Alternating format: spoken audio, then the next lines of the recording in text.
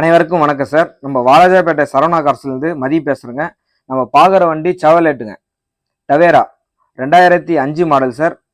2029 வரைக்கும் எஃப்சி கரண்டில் இருக்குது. இன்சூரன்ஸும் 1 இயர் பண்ணி கொடுத்துட்றாங்க சார் கஸ்டமரே. பாடி லைன்லாம் பாருங்கள், தெளிவாக நீட் அண்ட் குவாலிட்டியாக சுத்தமாக இருக்குது. 4 டயரும் பார்த்தீங்கன்னா புது டயர் போட்டிருக்காங்க. இந்த வண்டியில் ஒரே மைனஸ் சார், ஓனர் மட்டும் 5 ஓனரு. ஆனால் அதுக்கு தகுந்த ரேட்டில் தான் சார், ரேட்டை கம்மி பண்ணி தான் கொடுக்குறாங்க. ஓனர் கம்மியாகிடுச்சா ரேட் அதிகமாக இருக்கும்.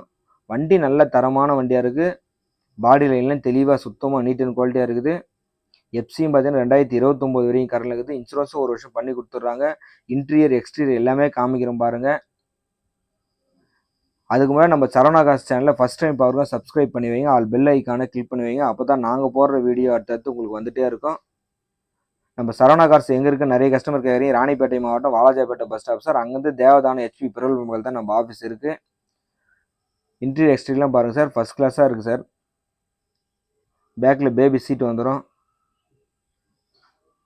வண்டியோட டீட்டெயில் மறுபடியும் சொல்கிறேங்க. 2005 மாடல், 2029 வரைக்கும் எஃப்சி கரண்டில் இருக்குது. இன்சூரன்ஸும் 1 இயர் பண்ணி கொடுத்துட்றாங்க.